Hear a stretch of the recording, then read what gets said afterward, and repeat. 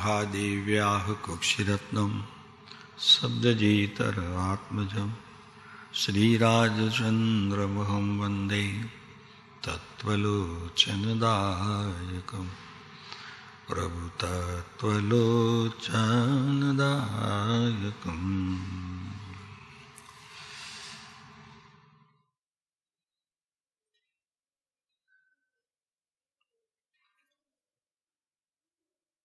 દ્રવ્ય, ક્ષેત્ર, કાળ અને ભાવ અને પંચપરાવર્તનમાં લઈ લઈએ એક ભવ. એટલે આ પંચપરાવર્તન રૂપી ઘૂસરી કીધી છે સમયસારમાં. એને જેમ ઓલા ઢોરો ઉપર પડે ને બળદિયા ઉપર, એમ આ ઘૂસરી. આપણે કૃપાળુદેવના વચનામૃત એમાં હાથનો અભ્યંતર પરિણામ પહેલામાં આત્મા કેમ પ્રાપ્ત થાય, એટલે કે સમ્યક દર્શનનો વિષય કયા સાધનથી એની પ્રાપ્તિ હોય છે એનું સાધન બતાવ્યું છે. હાથનો પહેલું એમાં સાતમો, પહેલામાં સાતમો આત્મ સાધન. એમાં લીધું છે આત્મ સાધનમાં કોઈ વ્રત નહીં, કોઈ તપ નહીં, કોઈ જાપ નહીં, કોઈ યાત્રા નહીં, કોઈ દાન નહીં, કોઈ શીલ નહીં. શું એમ કેમ હશે? અત્યારે આ બધું જોવામાં તો આવે છે. કાલે પણ કીધું તું, આજે કરીએ જુદી રીતે, કે બધું જ જોવામાં આવે છે બહાર. અને છતાં અહીં જ્ઞાની ધર્માત્માઓ એને સાધન નથી માનતા. કેમ? તો ત્યારે એ વાત આવે છે કે એ બધા પૂદગલ પરિણામ છે. રાગના જેટલા ક્ષેત્રો છે આની ભીતર, કે જેને જ્ઞાન જાણે છે પણ જ્ઞાન એનું આદર નથી કરતો, એટલે એ કરનારો નથી. છતાં અજ્ઞાની મિથ્યા દ્રષ્ટિ જીવ રાગ મારો છે અને એનું ઉત્પત્તિનું કારણ પણ હું જ છું, એવી જે માન્યતા પ્રવર્તે છે એની વાત આ કૃપાળુદેવ હું એક છું માં એનો વીંટો વાળી દીધો. વીંટો વાળી દીધો. તું એક જ છો. શું છે એકમાં તારો ગુણ? તો કે બસ જગતને જ્ઞાન સ્વભાવે જાણો, બસ. અને બની શકે તો પછી દ્રષ્ટા ભાવનો મારા ઉપર આરોપ આવ્યો. હું તો ખરેખર જાણનારો જ છું. એના સિવાય મારી પાસે કોઈ ક્રિયા છે જ નહીં. એટલે કીધું એક છું, એક છું, એક છો એમ કરીને કૃપાળુદેવે અહીં બોધ નથી આપ્યો. અહીંયા પોતા માટે જ જાણકાર લઈ લીધું કે આ સાધન આત્માનું સાધન, એની પ્રાપ્તિ માટે આત્મા છે, બસ છે. પછી એના ભેદ કયા કરવા પડ્યા જ્ઞાનીઓને, કેમ કે એટલાથી તે સમજ્યો નહીં. એટલે શું કીધું નવીનભાઈ? અસંગ છું. કોનાથી અસંગ છું? એટલે કોનાથી? એક છું એનાથી અસંગ છું. મારી પાસે બીજો કોઈ છે નહીં. વિશેષ બળવાન એને બતાવ્યો કે અસંગ છું. એક તો છું પણ મને કોઈનો સંગ નથી. અને આ જીવ પામર સંગ વિના રહી શકતો નથી.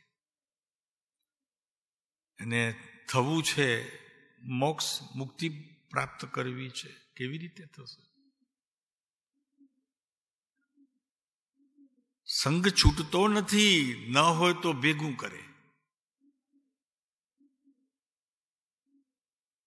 એટલે બીજી વાતમાં સહેજ વિકલ્પ રૂપે આવશ્યક જે છે ને, એ આવશ્યકને ત્યાં લીધું. પણ આવશ્યક ખબર નથી લોકોને કે આવશ્યક એટલે શું.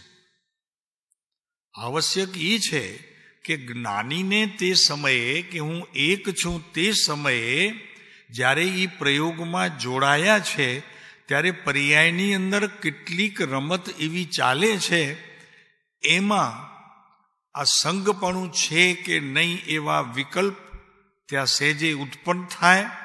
એમાંથી છૂટવા માટે આવશ્યક કીધું છે, અને તે નિત્ય આવશ્યક છે. એ તો જ્ઞાન ત્યાં એક જ્ઞાનનું પડખું પોતાના આત્માની અનુભૂતિમાં છે, અને એક જ્ઞાનનો પ્રકાર કે જે પરને જાણે છે, એટલે પોતાની પર્યાયને જાણે છે, એમાં આવતો કોઈક વિશેષ ભાવને ભેદ જ્ઞાનના બળ વડે એને ટાળવા માટે પ્રયત્ન કરે છે એમ નહીં, પણ આમાં કાંઈ નથી એટલે એક છું એને તે દ્રઢ કરે છે. હું એક છું એને દ્રઢ કરે છે. પછી ત્રીજો બોલ આવ્યો તો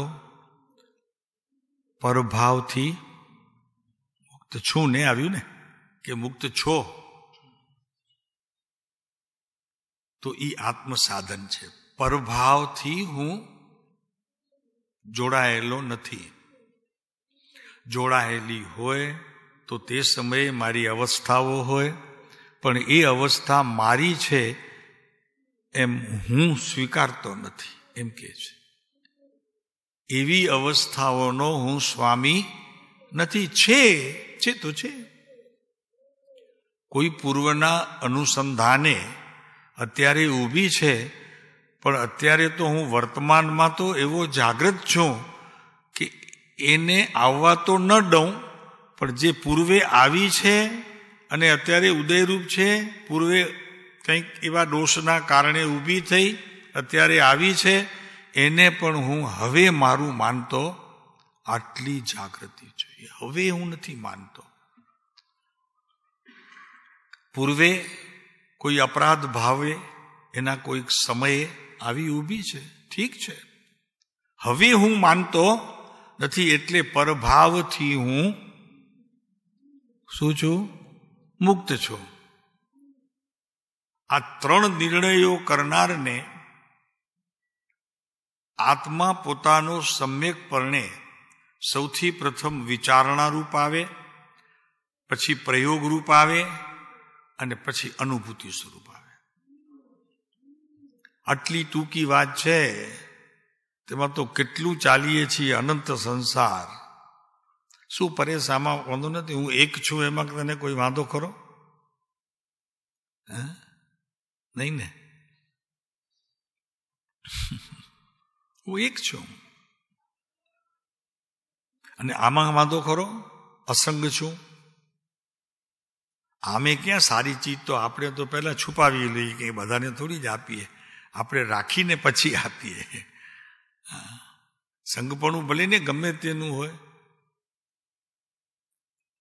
તો કે બાળકો હોય તો પણ મારાથી જુદા છે, ધર્મપત્ની હોય તો પણ મારાથી એ પદાર્થ જુદો છે. હું એક છું, અસંગ છું, પરભાવથી મુક્ત છું.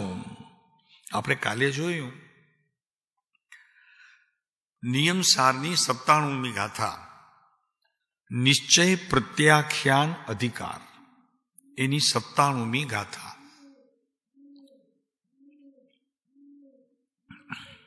ભાઈ, આ તો પહેલામાં વાલી તો વાત એ છે કે અહીંયા જે ભગવાને બનાવ્યું ને, આ શાસ્ત્ર કુંદ ભગવાને, એમણે એમ કીધું આ તો મારા માટે છે.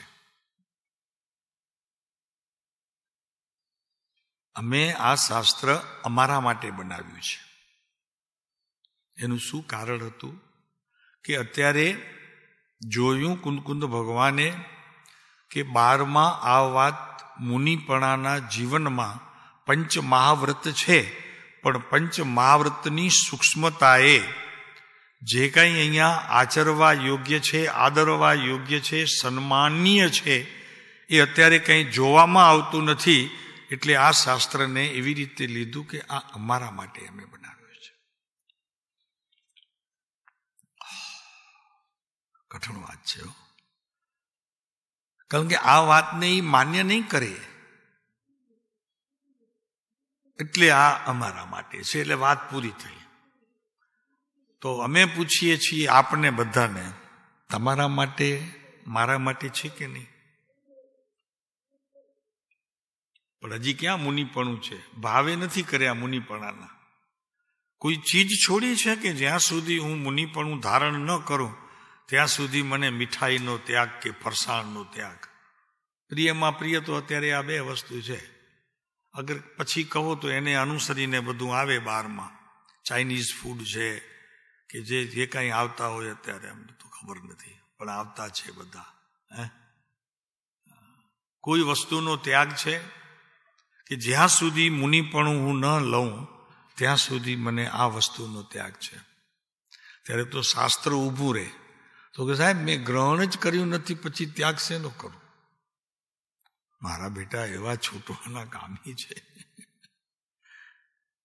શાસ્ત્રની વાતને પોતાની જોડે જોડી દે. જો છે શાસ્ત્રમાં રાગ આત્મા કરી શકતો નથી, પણ તું કરી શકે છે કે નહીં તો જો. શાસ્ત્રમાં એમ છે તું રાગ આત્મા કરી શકતો નથી, પણ પોતાને તો છૂટો જ રાખે છે બધી જગ્યાએ. અહીં પરમ ભાવનાની સન્મુખ એવા જ્ઞાનીને શિખામણ દીધી છે જ્ઞાનીઓ માટે. આપણે નિર્ણય કરવાની છૂટ છે, ભલે નહીં જ્ઞાનીઓ માટે, પણ આપણને નિર્ણય કરવાની છૂટ છે એક વાત. બીજી વાત સમજવાની છૂટ છે. સમજવામાં પણ કાંઈ દોષ નથી. તમારું જ્ઞાન કાર્યકારી છે, સમજી શકે એવી બુદ્ધિ તમારી પાસે છે, તો ભાવિમાં ક્યારેક એની ખપ પડે તો એનો અભ્યાસ કરવામાં વાંધો નથી. એવા જ્ઞાનીને શિખામણ દીધી છે ને. મુનિ લખે છે, બરોબર સાચું છે ને? આ અમારા માટે રચ્યું છે, મુનિ માટે છે. કેમ મુનિ માટે કીધું? કે ભીતર રહેલું એમની પાસે કારણ પરમાત્મા એમને નિત્ય જ્ઞાનમાં જળક્યા કરે છે. કોને? કુંદ કુંદ ભગવાનને. અને પછી પદ્મધારી દેવે જે અહીં ટીકા કરી છે એમને પણ. અમને ભીતર રહેલું કારણ પરમાત્મા ઝળક્યા કરે છે. પર્યાયમાં ક્યારેક ક્યારેક એની ઝલક દેખાય છે. આપને દેખાય છે બધાને કારણ પરમાત્મા? સાહેબ નામે હમણાં સાંભળ્યું છે, યાદે ખબર જ નહોતી. આત્મા આત્મા કહેતા હતા બધા, તો એ ઠીક હતું ત્યાં સુધી. આ કારણ પરમાત્માનું તો ખબર બી નથી, સાંભળ્યું નહોતું અત્યાર સુધી. સાંભળ્યું તું પરેશ? કારણ પરમાત્મા. મુનિઓને, આત્મજ્ઞાની ધર્માત્માઓને આ કારણ પરમાત્મા ઝળક્યા કરે છે કે ભીતર એ તત્વ છે. એનો નિર્ણય પ્રજ્ઞા શક્તિએ એટલી હદ સુધી ભીતર ગ્રહણ કર્યું છે કે આખું દ્રવ્ય એમાં ક્યાં કારણ પરમાત્મા છે એમ નહીં, આખું કારણ પરમાત્મા છે એ જ પદાર્થ. એવું તે સમયે જ્ઞાન પ્રવર્તે છે, શ્રદ્ધા ગુણમાં પણ એમ જ આવે છે, અને પરિણમનમાં આવવા માટે એનો પ્રયત્ન મુનિનો ચાલુ છે. આ કારણ પરમાત્માને જે ખરેખર વિકલ્પથી પણ જાણે છે, વિકલ્પથી પણ જાણે છે, નથી જાણતો તે વિકલ્પ દ્વારા જાણવાનો પ્રયત્ન કરે છે, તે વિતરાગ માર્ગનો સાચો અનુયાયી છે. અને એ મારો પ્રભુ વિતરાગનો અનુયાયી છે. કારણ કે એમણે લખ્યું છે વિતરાગના અનુયાયી છીએ. અહીંયા બીજાની વાત નથી કરી. અમે, બીજો કોઈ હોય કે ન હોય, અમે ખરેખરા છીએ. અને પછી શબ્દ મૂક્યો, સાચા છીએ. કહેવાની તાકાત તો જુઓ. આ પંચમ કાળમાં આ જ્ઞાની ધર્માત્મા આવી વાત, શાસ્ત્રોમાં જે કંઈ કહેવામાં આવ્યું છે એ પોતાના જ્ઞાનમાં પ્રવર્તે છે. પ્રભુ એમની ખુશી ઓર વધી જાય છે અને કેવળ જ્ઞાન નજરાયા કરે છે. ઓહો, અહીંયા વાત શું છે? તો મુખ્ય નયના હેતુથી કેવળ જ્ઞાન જે વર્તે છે એ આ પુરુષની જે વાત હતી એ વાત ભાવના હતી, અને કારણ પરમાત્મા ઝળકતો પદાર્થ નિત્ય પોતાની સ્મૃતિમાં પણ આવતો હતો. માત્ર સ્મૃતિમાં નહીં, જ્ઞાનમાં એને ઝાંખો ઝાંખો ઝળકવાની પ્રવૃત્તિ પણ એણે શરૂ કરી દીધી હતી. કોણે? કારણ પરમાત્માએ, એમને નહીં. એ ક્યાં જુદા હતા કારણ પરમાત્માથી? તો કાલે આપણે કારણ પરમાત્માનો પહેલો બોલ જોયો તો કે સમસ્ત પાપરૂપી બહાદુર શત્રુ સેનાની વિજય ધજાને લૂંટનારો છે. કારણ પરમાત્મા કોણ છે? કે જેણે મારા આત્મજ્ઞાનને અને જ્ઞાનની વિધ શક્તિઓને, અનંત ગુણોને જેણે જીતી લીધું છે, હવે મારે જીતવો છે. એને જીતી લીધું છે. એની ધજા બહુ ફરકાવી દીધી કે આ મિથ્યાત્વી છે, આ મારી પકડમાં છે ને મિથ્યાત્વની પકડમાં. કેવો પકડ્યો છે મિથ્યાત્વે? કૃપાળુદેવ લખે છે ઉપદેશ છાયા, આખું જગત મિથ્યાત્વની સેવા કરે છે. આવા શબ્દો છે. તોય માણસો ધ્રુજતા નથી. તો કે હું આટલું આટલું કરું છું તો હજી મિથ્યાત્વની પકડમાંથી છૂટ્યો નથી? ના પ્રભુ, હજી નથી છૂટ્યો. તો મિથ્યાત્વની પકડથી તું છૂટ્યો નથી. આખું જગત મિથ્યાત્વની સેવા કરે છે. શાસ્ત્રીય પંડિતો, મુનિઓ બધા આવી ગયા આખા જગતમાં. પણ મને લાગે છે કે આ પુરુષને કોઈએ ચેલેન્જ નથી કરી કે તમે આવું કેમ લખ્યું. અમે એનાથી પાર છીએ. અમને એને મિથ્યાત્વને કાંઈ સંબંધ નથી એમ કહેવાની કોઈ હિંમત નથી કરી શક્યું, હજી નથી કરી શક્યું. વિરોધીઓ ઘણા છે, પણ આ વાતને ચેલેન્જ કરી, ભલે અત્યારે પોતે નથી, પણ પોતાના આત્માને ચેલેન્જ ઉપાડવાની તૈયારી તો હોવી જોઈએ કે નહીં? તો કે ના, ભલે કીધું છે શ્રીમદે, અમે એમાં નથી, આવો સામે. પકડાઈ જઈશ ભાઈ, પકડાઈ જઈશ. મિથ્યાત્વથી તો તને પકડ્યો છે, એક સામાન્ય માનવ બી તને પકડી લેશે.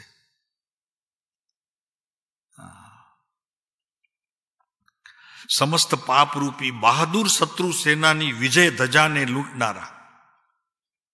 ત્રિકાળ નિરાવરણ કેવો છે કારણ પરમાત્મા? ત્રિકાળ નિરાવરણ. એને આવરણ પણ નથી. એ અનુભવ્યા વગર કે જોયા વગર? કેમ કીધું હશે કૃપાળુદેવે? આપણે જોઈએ, આજે એમનું એ થોડુંક જોવું છે. નિરાવરણ પદાર્થને જોયો હશે ભરતભાઈ, કે એમને જ્ઞાન થયું હશે? અનુભવમાં ચોક્કસ કહે છે. આ વાત અમે અનુભવથી કહીએ છીએ. નિરંજન છે, કોઈનાથી રંજિત થાય એવો નથી.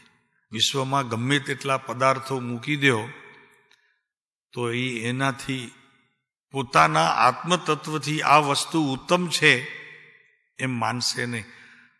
ભરતભાઈ ખાલી આટલું માને ને કે શું તાજમહાલ છે, પતી ગયું. એને મિથ્યાત્વના શેરડાએ પકડી લીધું, સાણસામાં આવી ગયો મિથ્યાત્વના. એમાં શું મિથ્યાત્વ? મહેશભાઈ એમાં મને કહો તો મિથ્યાત્વ શું આવ્યો? હું સાચા દેવગુરુ શાસ્ત્રને તો માનું છું, પછી મિથ્યાત્વની ક્યાં વાત કરો છો? નહીં પ્રભુ, નહીં, તું ભૂલે છે. આ સૂક્ષ્મ પ્રકાર છે મિથ્યાત્વનો. તને ખબર નહીં પડે એટલો એવો છે કે તારા આત્મતત્વને છોડીને તું જ્યારે બીજા પદાર્થ પર તને હો આશ્ચર્ય થઈ જાય છે, સમજવું તારું પદાર્થ ગૌણ થઈ ગયું, મુખ્યતા આની આવી ગઈ. એટલે મુનિને આશ્ચર્ય ન હોય. મુનિ આશ્ચર્ય નથી કરતા. મુનિને આશ્ચર્ય થાય તો એને તરત જ પ્રતિક્રમણ કરવું જોઈએ. તરત જ એને પ્રતિક્રમણ કરવાનું કીધું છે. આશ્ચર્ય ન હોય તો કે સાહેબ સુખના પ્રસંગોમાં આશ્ચર્ય ન હોય, કોઈ દુઃખનો પ્રસંગ પોતાને જરી ઘા રૂપે લાગતો હોય, આ ધરતીકંપ થયું તો ધરતીકંપમાં આટલા મનુષ્યો મરી ગયા, તો શું એને દુઃખ ન થવું જોઈએ? શું લાગે છે આપને બધાને? આ સૂક્ષ્મ મિથ્યાત્વની વાત આવી છે, બે તો કરી લઈએ.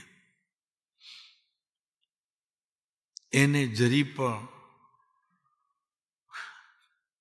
શું કહીએ પ્રભુ, આ તો વિતરાગ માર્ગ છે. એને દુઃખ ન લાગે, એને સુખ ન લાગે. કેમ કે સુખ દુઃખ જો લાગે તો બહિરંગ પદાર્થની સાથે એનો નાતો છે એ પુરવાર થઈ જાય. નહીં સમજાણું? દયા હોય, ભીતર દયા હોય, કરુણા હોય, પણ એને આશ્ચર્ય થાય અને જો એનું જ્ઞાન તે સમયે જોડાઈ જાય દુઃખ રૂપે. ભરતભાઈ સમજાય? વાત બહુ સૂક્ષ્મ છે. તો એનો અર્થ એ થયો કે પરભાવ સાથે તેનો હજી નાતો છે. આ વિતરાગ માર્ગનું શિખર છે. એક મને વાત યાદ આવે છે. ગુરુદેવની સભામાં એક ભાઈ ઉભા થયા ને કીધું કે સાહેબ આજે 3 વર્ષ થયા. વાત સમજવા માટે છે, કઈ એને ઉલટી રીતે પકડી નહીં લેતા.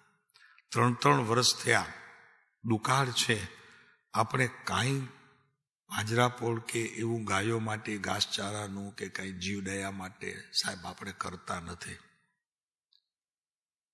ગુરુદેવે પ્રવચન ચાલુ રાખ્યું, જેમ હતું તેમ, કાંઈ બોલ્યા નહીં, પ્રવચન ચાલુ રાખ્યું. પછી એ ભાઈને રેવાયું નહીં એટલે વળી રૂમમાં ગયા ગુરુદેવ પાસે. તો ગુરુદેવે કીધું, ભાઈ બીજી વાત કર કંઈક. આ વાત શું સૂચવે છે? બીજી વાત કર. સમજાણો?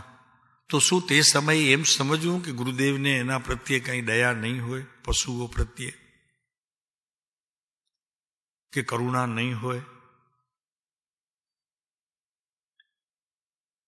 વાત બહુ એકદમ જેને કહેવાય ને કે બહુ સૂક્ષ્મ છે, એટલે તમને પહેલા કીધું.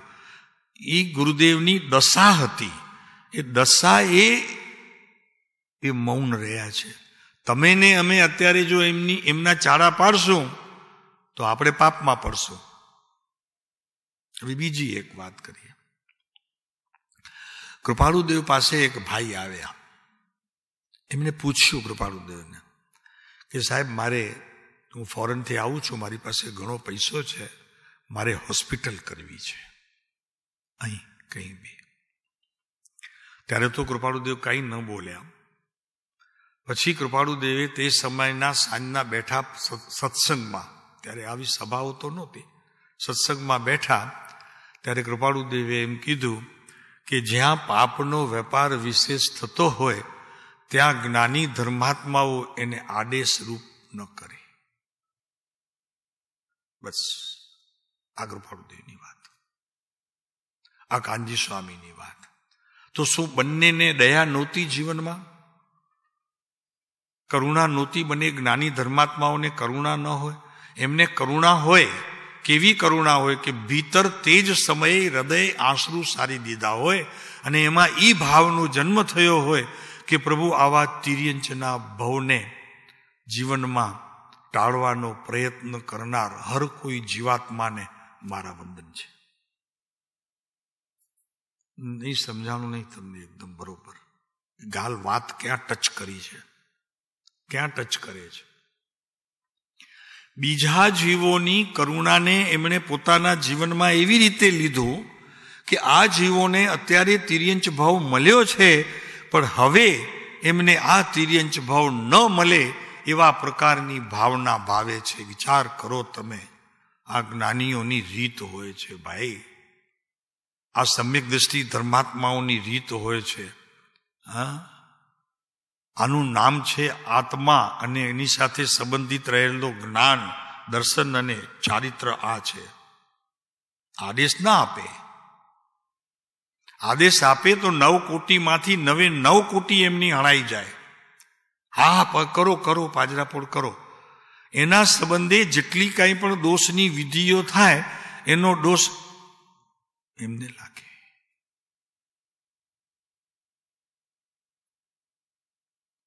પણ એ શું છે? અરે આ તો વિતરાગ માર્ગની બાપી વાત છે. અહીંયા તો આ કઈ માત્ર બોધ નથી કે બસ શ્રવણ કરી લીધો ને વ્રત જપ તપ કર્યા ને દીક્ષા આવી ગઈ ને સંયમ ધારણ કરી લીધો ને એ નથી પ્રભુ. આ વાત જુદી છે.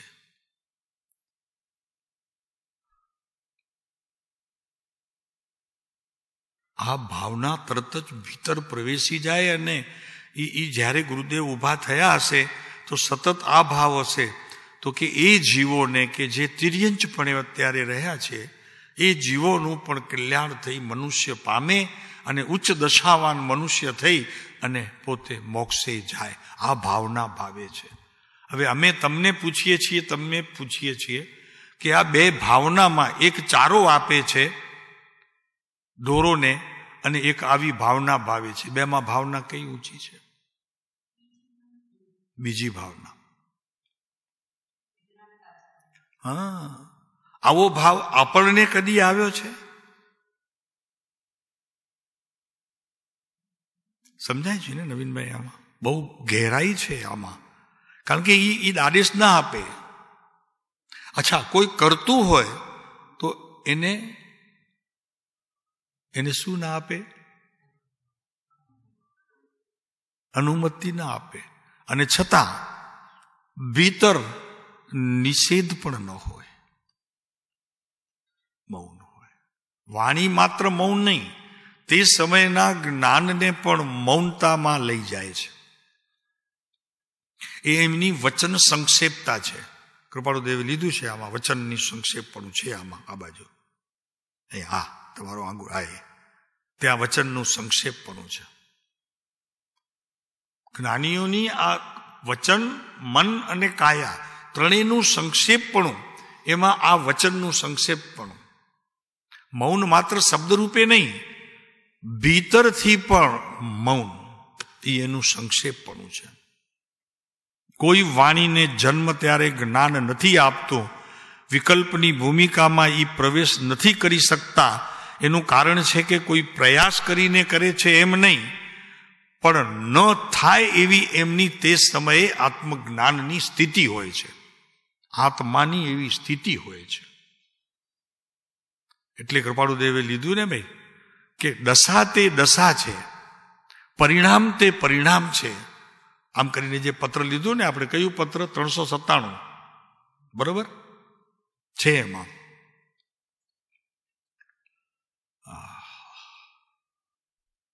જ્ઞાન કઈ દરેક વખતે કાર્યરૂપ હોય, ક્યારે પણ મૌન હોય નહીં એમ કોણે કીધું? જ્ઞાન પણ મૌન હોય છે. એને પણ એક સમયે જ્ઞાનીઓ થંભવી દે છે. એની મૌનતા છે વચનની. વચન રૂપે કોઈ પણ વ્યવહાર બહાર ન આવે, વિકલ્પ રૂપે પણ ના આવે. એ જ્ઞાની જ્ઞાનની ક્રિયાને પણ એક વખત થંભવી દે છે. એ એના સામાયિકના ભેદમાં જાય છે. મુનિ કોણ ભાઈ? ચાલતા સિદ્ધ કીધા છે. વિતરાગ માર્ગની અંદર જૈનનો મુનિ તે ચાલતો સિદ્ધ. જોયા નહીં હોય કોઈએ સિદ્ધ, અને જોવાય નહીં મળે. કોઈ સિદ્ધ ત્યાં થાય છે તો પાછા આવતા નથી, જોવા ન મળે તમને. પણ છતાં મુનિઓએ જંગલમાં રહીને આ વાત પ્રસિદ્ધ કરી કે જેને સિદ્ધ જોવા હોય જૈનનો મુનિ જોઈ લે. સિદ્ધ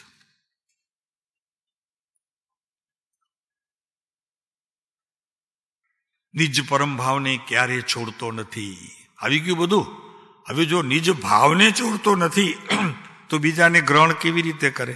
વાત તો પૂરી થઈ ગઈ. હવે આગળ બીજો બોલ છે. પંચવિધ એટલે 5 પરાવર્તન રૂપ સંસારની વૃદ્ધિના કારણભૂત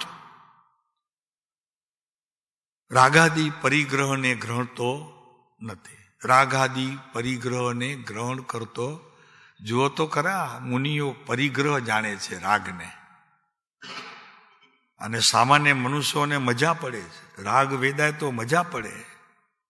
મુનિ એને પરિગ્રહ ગણે છે રાગને. કેવા રાગને? કે હવે હા બસ આ વર્ષે છે ને ચોમાસું આપણું જેમ નક્કી કર્યું હતું ને આપણે, એ જગ્યાએ મળી ગયો એટલે નિરાત. બાપુ રાગ છે, વિતરાગના પરિણામને હણી નાખે એવો આ રાગ છે. નહીં ખ્યાલ આવ્યો કે નહીં? અત્યારે મનપસંદ જગ્યાએ અત્યારે ચાતુર્માસ થાય છે. અને બીજી એક વાત ચાતુર્માસની, નિર્ણિત ન હોય. નિર્ણિત હોય કે આ ગામમાં મારે કરવું છે, એનો અર્થ એ થયો કે તે ગામ પ્રત્યે એને થોડુંક પક્ષપાત છે, અને પક્ષપાત છે એમાં મિથ્યાત્વના અંશો છે. એનું મુનિપણું ત્યારે જ લૂંટાય છે, એને ખ્યાલ નથી આવતો. કિરીટભાઈ, રાડ નીકળી જાય, આ જૈન માર્ગ છે પ્રભુ, આ તો સમજાણું ને એમાં કઈ.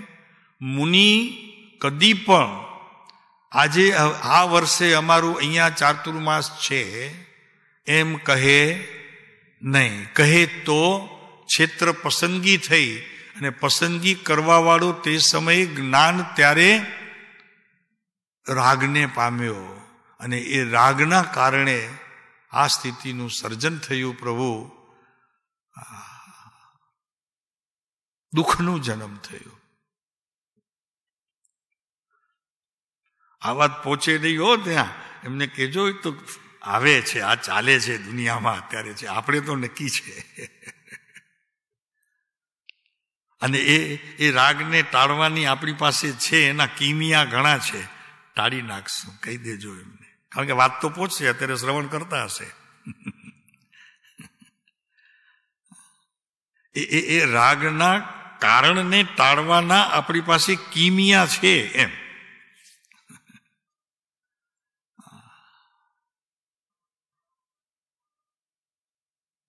શું શાંતિભાઈ, અમે અત્યારે બી કીધું એ સમજાયું કે નહીં? હા,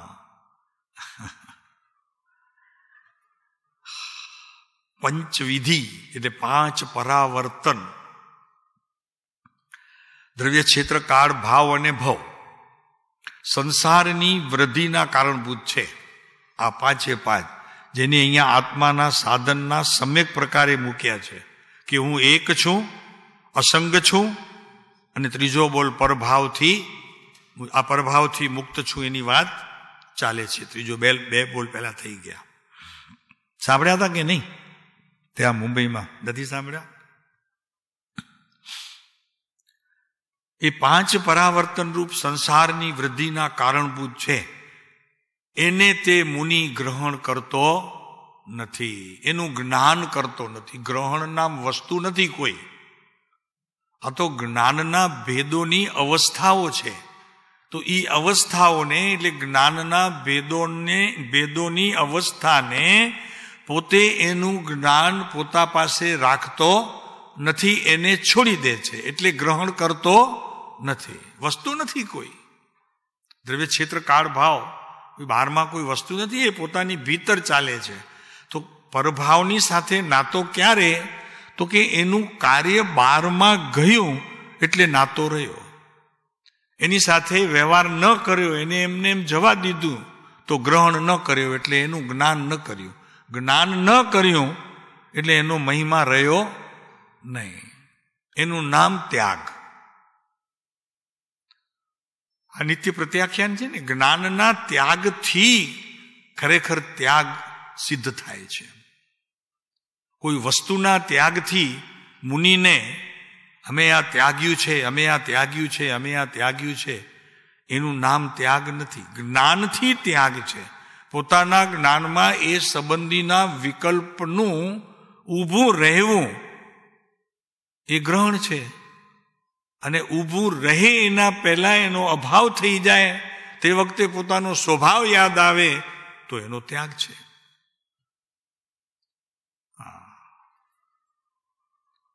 આ જૈનના મુનિની વાત ચાલે છે ભાઈ. એટલે તો હમણાં આવ્યું હતું ને ઓલો આપણે તમારા વોટ્સએપ ઉપર વાત આવી હતી. પછી બધાના અત્યારે જે ઓલા સંતો છે એની વાત કરી, અને પછી એણે છેલ્લે એમ કીધું કે સંત તો વિશ્વમાં એક જ છે, કે જે જૈનના સંત કહેવામાં આવે છે, એ સાધુ કહેવામાં આવે છે, એની પાસે એક પીછી અને એક કમંડલ સિવાય બીજું કાંઈ હોતું નથી. એનું નામ સંત છે. પછી પેલા બધાના સંતના વાત મૂકી હતી, એ આપણને અત્યારે નથી કરવી, જોઈ લેજો જોઈએ તો કે છે કે સંસારની વૃદ્ધિના કારણભૂત છે બધા આ 5 પરાવર્તન: દ્રવ્ય, ક્ષેત્ર, કાળ, ભાવ અને ભવ. તો શા માટે કારણભૂત છે તેનું અહીંયા એનું એ કારણ આપે છે કે વિભાવ પૂદગલ દ્રવ્યના સંયોગથી એની ઉત્પત્તિ થઈ છે. વિભાવની ક્રિયા પોતાના સ્વભાવની ક્રિયા જાણવું જાણવું જાણવું જાણવું એ જ્ઞાનની મૂળ ક્રિયા.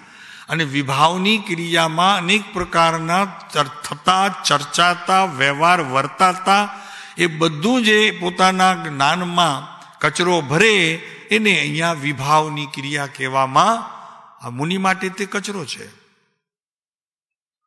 આપણા માટે તે જાણવા રૂપ છે, જાણીને દૂર કરવા રૂપ છે.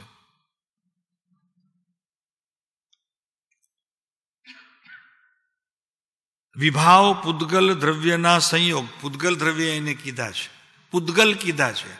તો પૂદગલમાં ચેતના શક્તિ તો છે નહીં, તો એને ગ્રહણ કરે એટલે બીજું દ્રવ્ય મેળવે પોતામાં. જે મળતું તો નથી પણ એના સંબંધીના જે વિકલ્પો થાય છે એમાં મુનિ ડૂબી જાય છે, એનું મુનિપણું રહેતું નથી. વિભાવ પરિણતિ પૂદગલ એટલે આ બધા પૂદગલ છે, સંસારની વૃદ્ધિના કારણ છે અને બધા પૂદગલ છે. તો અહીંયા કે છે એવા વિભાવ પૂદગલ દ્રવ્યના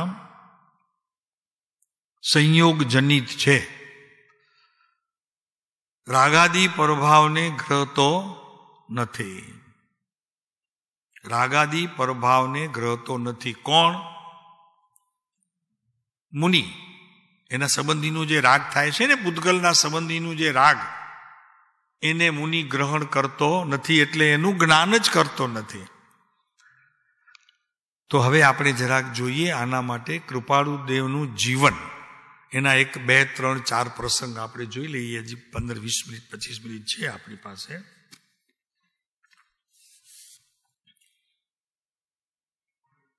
કૃપાળુ દેવ લખે છે, હાજી, પત્રાંક 366. અન્ય ભાવમાં મનમાં વારંવાર વિચારથી નિશ્ચય થઈ રહ્યો છે કે, નિશ્ચય એટલે પડખું જ બદલી નાખ્યું છે. નિશ્ચય એટલે પડખું જ બદલી નાખ્યું, વ્યવહારનું પડખું છે જ નહીં. મનમાં વારંવાર વિચારથી નિશ્ચય થઈ રહ્યો છે કે કોઈ પણ પ્રકારે ઉપયોગ ફરી અન્ય ભાવમાં પોતાપણું થતું નથી. મનથી, વચનથી કે શરીરથી કોઈ થતું નથી. અને અખંડ આત્મ ધ્યાન રહ્યા કરે છે. સાહેબ, શું વાત કરું છું, મુનિ નથી આપ, ગ્રસ્ત દશા છે અને તમારું આત્મ ધ્યાન નિરંતર રહ્યા કરે છે. સાહેબ, હશે, અમારાથી ના તો પડાય નહીં. એટલે કૃપાળુદેવ લખે છે કે અમને અખંડ આત્મ ધ્યાન રહ્યા કરે છે. અને પછી આપણે બરાબરી કરીએ કે જેમ મુનિઓને છે તેમ પોતે કે છે અમને પણ છે. ઓહો, બાપરે, શું વાત કરે છે.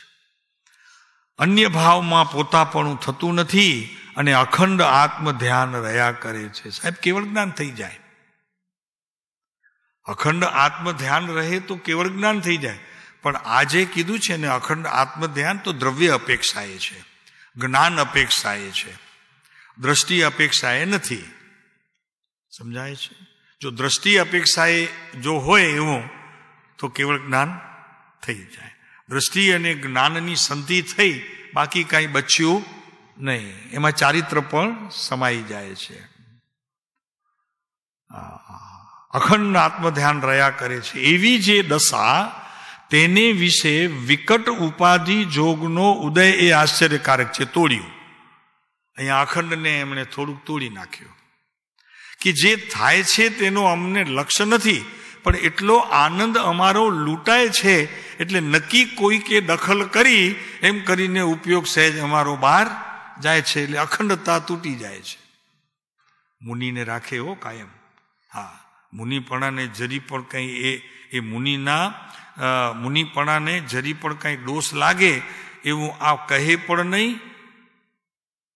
અને થાતું હોય ને તો પણ એટલો ભેદ રાખે.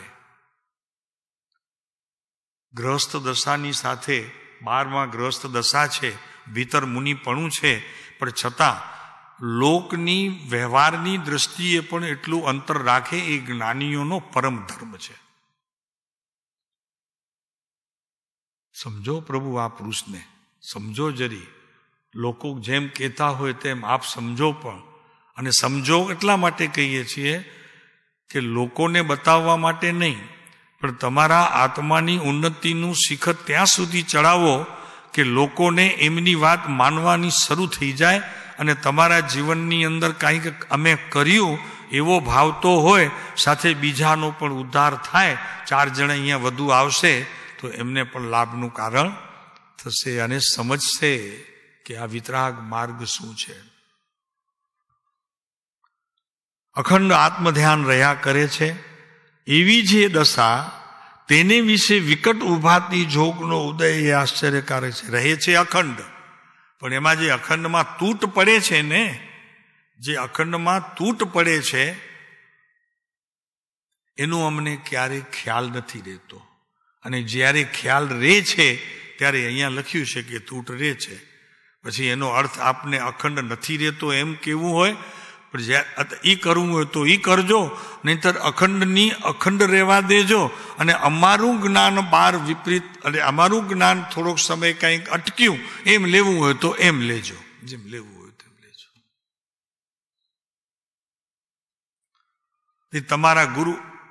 તમારા ગુરુ છે એટલે જેની વાત કરવામાં આવે, હવે ગુરુને કયા પદમાં મૂકવું આપના ઉપર મૂકી દીધું છે.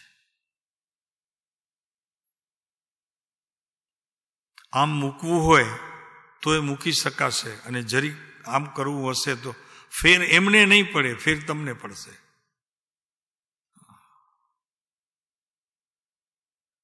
હાલમાં તો થોડીક ક્ષણની નિવૃત્તિ માંડ રહે છે, અને અહીંયા ધ્યાનની શિબિરો ચાલે છે. 2 કલાક ધ્યાનમાં બેસી, 3 કલાક બેસી, 4 કલાક. ભાઈ, ધ્યાન રહેવા દે. તું જ્ઞાનીના વચનનું ચિંતન કર.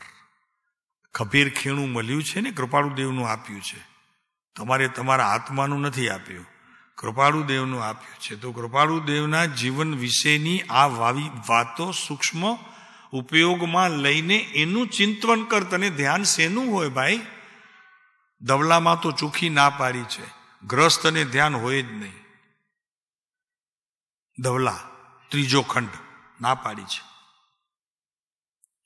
ને છતાં અહીંયા ચાલે છે તો ઠીક છે. પંચમ કાળ છે, બધું ચાલશે, તેમાં આ એકે ચાલે છે. ધ્યાન ન હોય પ્રભુ, તને ચિંતવન હોય. થોડી ક્ષણની નિવૃત્તિ માંડ રહે, અને પ્રવૃત્તિ કરી શકે એવી યોગ્યતા વાળું તો ચિત્ત નથી. લ્યો બસ. તો સાહેબ, આપ નિવૃત્તિની વાત કરો છો, તો જ્યારે એમાં ધારા તૂટે છે, તમારી અખંડ પ્રવાહ રૂપે આત્મજ્ઞાનની ધારા જે રહી છે એ તૂટે છે, તો એ સમયે તમે ક્યાં હો છો? તો કે એ તૂટતી ધારાને સાંધવામાં તો હો છો કે? તો કે નહીં પ્રભુ, ત્યાં નહીં હોતે.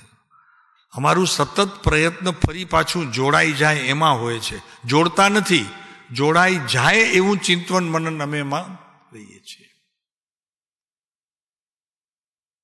કિરીટભાઈ સમજાય છે ને? અહીંયાના પ્રવચનો અત્યારના બધા સાંભળજો, હમણાંના એ 1.5 મહિનાના, બરોબર છે? આપજો એમને.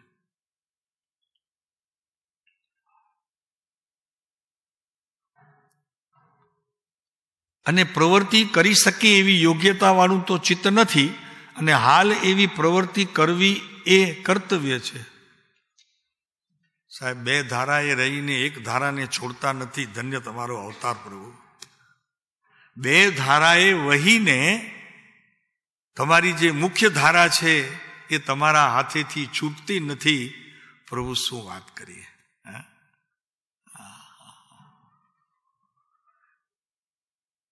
એટલે આપણને વિચાર થાય 461 નંબરના પત્રની અંદર સૌભાગ બાપાને લખે છે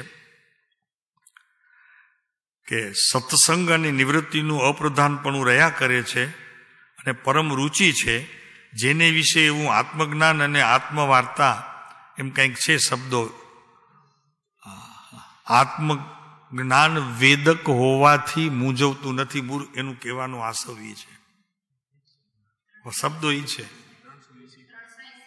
380 પાનું, ઓકે. અને 461 પત્ર ક્રમાંક, બરાબર છે. એમાં અહીંયા એક જ વાત અમારે લેવી છે અહીંયા બસ.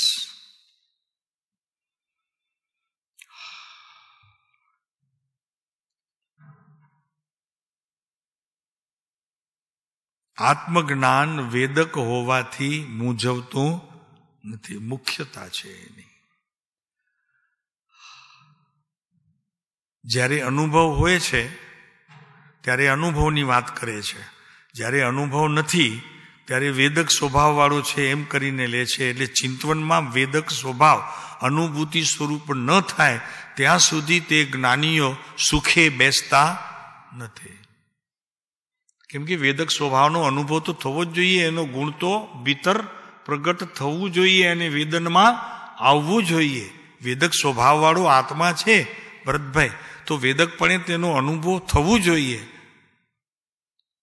તો હવે તે સમયે અમને કોઈકે પૂછ્યું કે સાહેબ આ પત્રમાં પછી તે સમયે શું હોય, તો કે અનુભવ કરો. અમે કીધું બીજું શું કેવું? એ સ્થિતિએ પહોંચો અને તે સ્થિતિએ શું હોય તમે અનુભવ કરો ને પછી અમને કહેજો, અમે લખી નાખશું અહીંયા એક લીટી વધારાની કૃપાળુદેવની.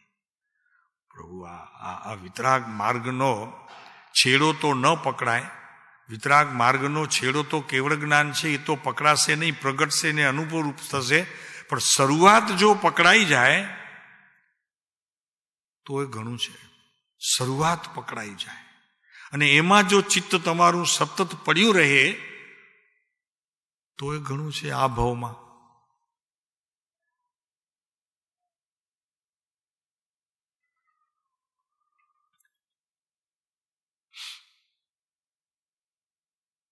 તો અહીંયા આપણે વિચાર કરીએ છીએ કે તેને વિશે વિકટ ઉપાધિ જોગનો ઉદય એ આશ્ચર્યકારક છે.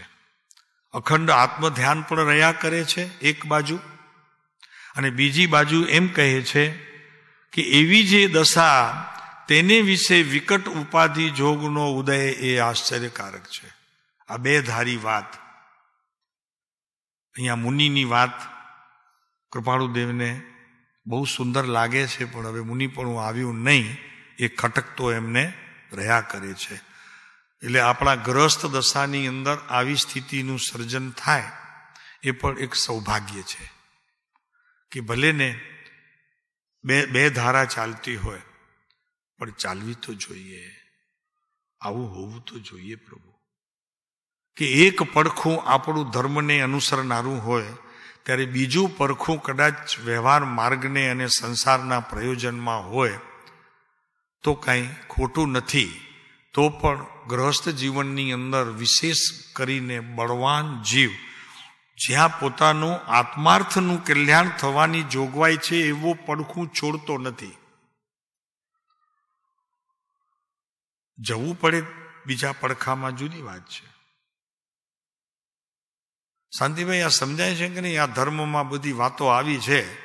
અત્યાર સુધી તો આ બધું ચૈતવંદન કર્યું, ઘીના ચડાવવા બોલ્યા, પ્રતિષ્ઠાઓ કરી, અનુષ્ઠાન કર્યા.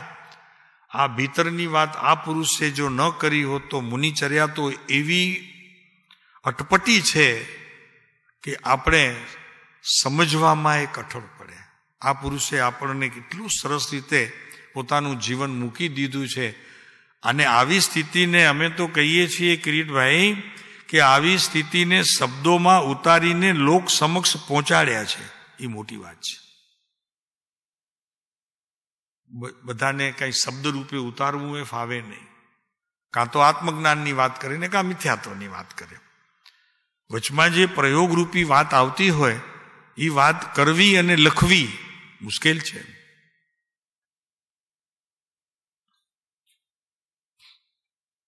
એમ લખે છે 461 છે ને, એમાં એક છે ને કે સત્સંગ અને નિવૃત્તિનું અપ્રધાનપણું છે અને પરમ રુચિ છે, જેને વિશે હું આત્મજ્ઞાન અને આત્મવાર્તા તે કોઈ પ્રકારની ઈચ્છા વિના કવચિત ત્યાગ જેવા રાખવા પડે છે. જે શબ્દો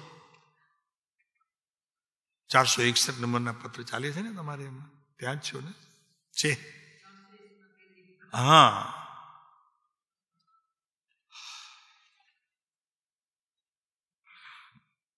ત્રણસો 79-80 પાનામાં, એટલે 80 પાનામાં હશે.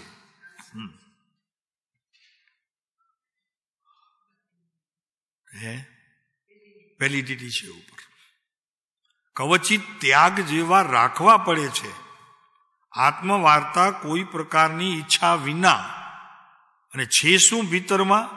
તો કે સત્સંગ અને નિવૃત્તિનું અપ્રધાનપણું હમણાં રહ્યા કરે છે. મુખ્ય કરીને પ્રધાનપણું એટલે મુખ્યતા નથી, એનું ગૌણપણું પ્રવર્તે છે અત્યારે. તો શું કરવું પડે છે? ત્યાગ જેવા રાખવા પડે છે, આત્મજ્ઞાન અને આત્મવાર્તા. ભીતર તો ઈચ્છા નથી ભરતભાઈ, ઈચ્છા વિના છે શબ્દો. જેને વિશે હું આત્મજ્ઞાન એટલે જ્યાં નિવૃત્તિ અને સત્સંગ એનું અપ્રધાનપણું છે. અત્યારે અમે મુખ્યતા નથી, એ ગૌણપણે છે. ત્યારે શું છે? રુચિ તો ત્યાં જ છે, અમારી રુચિ તો ત્યાં જ પડી છે, પણ છતાં એમને ગૌણ કરવા પડે છે. શા માટે? તો કે ઉદયની સ્થિતિનું પણ કાર્ય ત્યાં હોય છે ખરું કે નહીં? પૂર્વમાં સંચિત કરેલા કોઈ પણ કર્મ વેલી હોય, વેલી લતા, તો એનું ઉદય હોય તો એ ઉદય તો પોતાનું કાર્ય તો કરે કે ન કરે?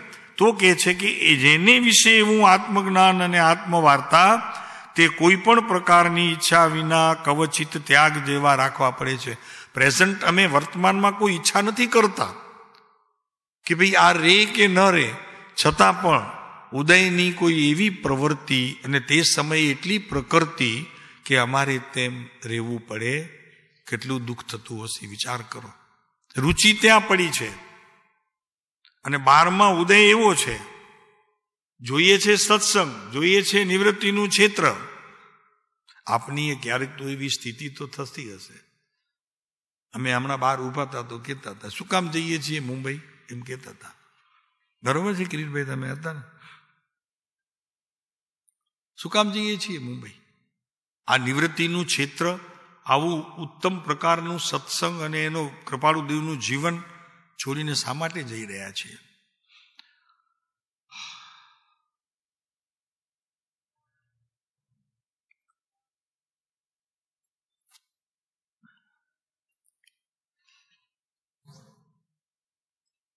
હવે 327-28 નંબરનો પેજ નંબર જુઓ તો, પેજ નંબર, એમાં તમને બોલ કહીએ છીએ, જરાક જોઈ લો.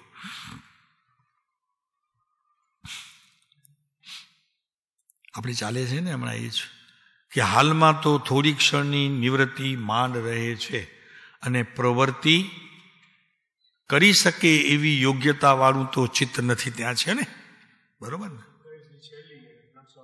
હા, 328 ની પહેલે. અને હાલ એવી પ્રવૃત્તિ કરવી એ કર્તવ્ય છે, તો ઉદાસપણે તેમ કરીએ છીએ. મન ક્યાંય બાજતું નથી અને કંઈ ગમતું નથી, તથાપિ હાલ હરી ઈચ્છા આધીન છે. અધ્યાત્મ ક્ષેત્રની અંદર પ્રવેશ કરનારાઓને આ એક ખાસ ચેતવણી છે કે આવું જ્યારે સર્જન થાય ત્યારે હિંમત હારવી નહીં. અને આત્મજ્ઞાન ત્યારે થશે ત્યારે સુરવીરતા જોઈશે, તો એમાંથી સુરવીરતાના અંશોને પોતાએ જાગૃત રાખવું, એને પડવા ન દેવા, અને જે સમયે જે સ્થિતિનું સર્જન થાય તેને સહન કરી લેવું એ ઉત્તમમાં ઉત્તમ એના માટે બોધ છે. અધ્યાત્મ જ્યારે પ્રવેશ કરશે ત્યારે અનેક પ્રકારની વિટંબણાઓ આવશે. સહેલું નથી, જરા વિચાર કરજો. પ્રભુ મેળવવા પહેલે સમ્યક દર્શન થશે એનાથી પહેલા અનેક પ્રકારની મનની મૂંઝવણ, જ્ઞાનનું પણ કંઈક મૂંઝવણપણું અને ઉદયની વિધિની સાથે લડવાની તમારી તૈયારી, આ બધું જોઈશે. સુરવીરતા જોઈશે, એના વગર નહીં મળે. ભરતભાઈ, એવું નથી કે આત્મજ્ઞાન આવી જાય રાતના ખબર ન પડે, સવારના ઉઠ્યા ત્યારે બધું ચોખ્ખું દેખાય, એમ ન હોય પ્રભુ. હા, સુરવીરતા જોઈશે. હરિનો માર્ગ છે સુરાનો કીધું છે ને, તો એ સમ્યક દર્શનની પ્રાપ્તિ માટે છે હરિનો માર્ગ સુરાનો. નહીતર તો સાવ સહેલું છે. વ્રત જપ તપ કરી લેવા, સામાયિક પ્રતિક્રમણ કરી લેવા, દાન કરવું, યાત્રા કરવી, નવાણું કરવી સહેલી છે. નવાણું કરવી સહેલી છે, પણ આત્મજ્ઞાનની એક સ્થિતિનું ચિંતન કરવું અને ઉપાધિથી ખસવું અઘરું છે.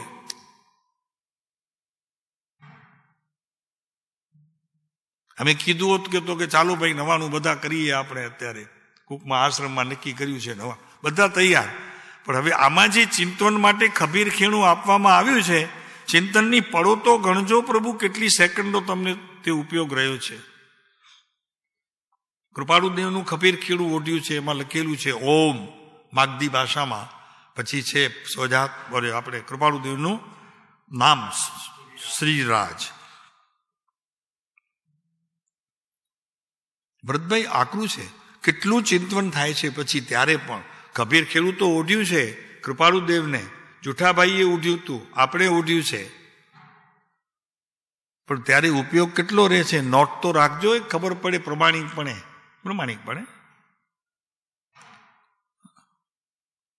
અઘરું છે. નવાણું કરવી સહેલી છે, વર્ષિતપ કરવા સહેલા છે, સાવ સહેલા છે, કાંઈ અઘરું નથી. ને ઉપરથી સાતા પૂછે અને ઘરવાળાની ચિંતા વધારો. રોજ તમારે સાતા પૂછવાની, ખાવા પીવાનું ખ્યાલ રાખવાનું, બેસવા ઉઠવાનું ખ્યાલ રાખવાનું, કામકાજ તમારે બધે કરવું નહીં, એવું બધું એમને ખ્યાલ રાખવાનું. એક બાઈ વધારાની મુંબઈમાં મૂકવાની, તમારું તપ ચાલુ હોય તો. અમારે છે એક બે ઘર, અમને ખ્યાલ છે. આખો દિવસ ઘર તપમાં હોય, પોતે તપતા હોય, અને એ તપવા માટે શાંતિ જોઈએ તો કામવાળીઓ બે ચાર રાખતા હોય, અને એની જોડે રોજ જીભાજોડી થતી હોય, કસાય વધતું હોય. જુઓ મજા જુઓ, કસાય વધતો હોય, કસાય ટાળવા માટે ઉપવાસ કરે, અને આ બાજુ કસાય વધતા હોય. જોયા છે કે નહીં એવા ઘર? તમે જોયા હશે. પ્રભુ, સમયની મર્યાદા તો થઈ ગઈ, 1 કલાક થઈ ગયો.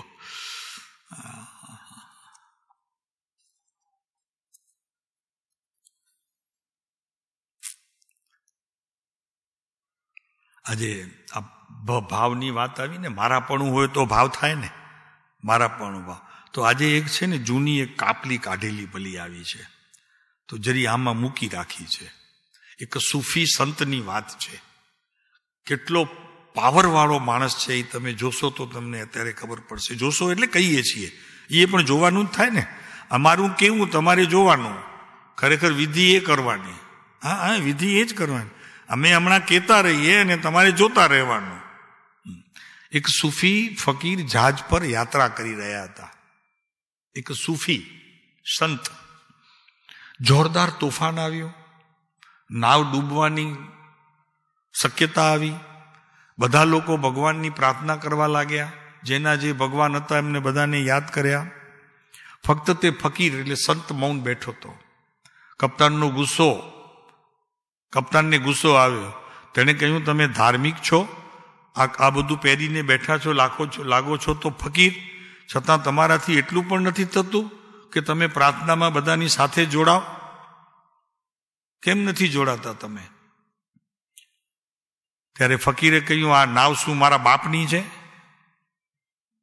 કે હું પ્રાર્થનામાં જોડાવ? આ નાવ મારા બાપની નથી. જેની હોય તે ચિંતા કરે. આ પરભાવની વાત છે, મમકાર. સમજો, હોય તે ચિંતા કરે. એનું વક્તત્વ અજીબ લાગશે, પરંતુ વિચારવા યોગ્ય છે. કપ્તાને કહ્યું કે ભલે નાવ તમારી નથી, પણ ડૂબશો તો તમે. ફકીરે કહ્યું, જેની સમજમાં આવી ગયું તે નાવ મારી નથી, તે ક્યારે ડૂબશે નહીં.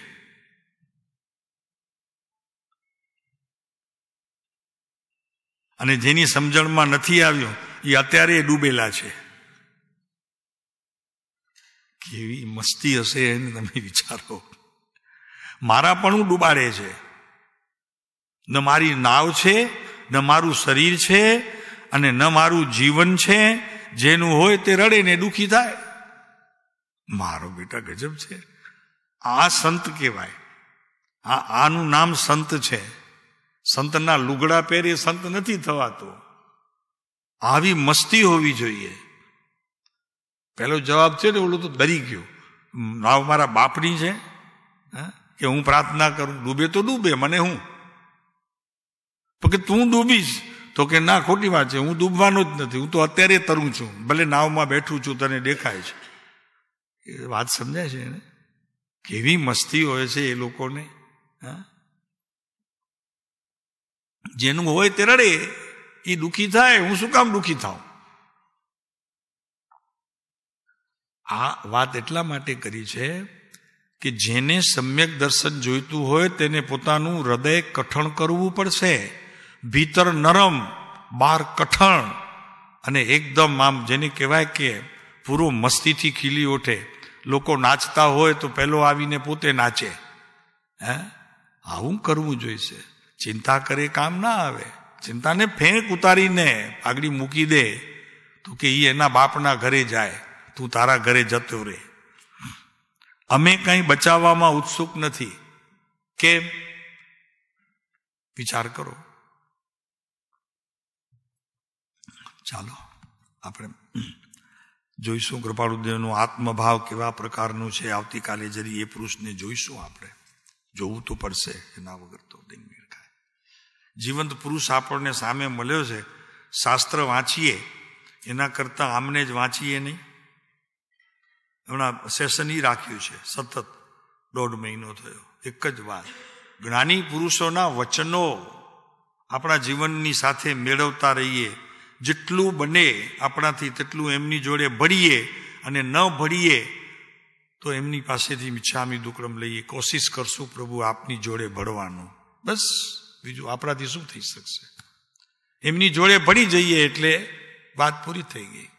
એમણે જે કર્યું છે એ આપણે કરવાનું. કહ્યું છે એ ભલે એમની પાસે રાખે, અને વિદ્વાનો પોતાની પાસે પોટલા બાંધીને લઈ જાય. આપણને ક્યાં લેવા છે?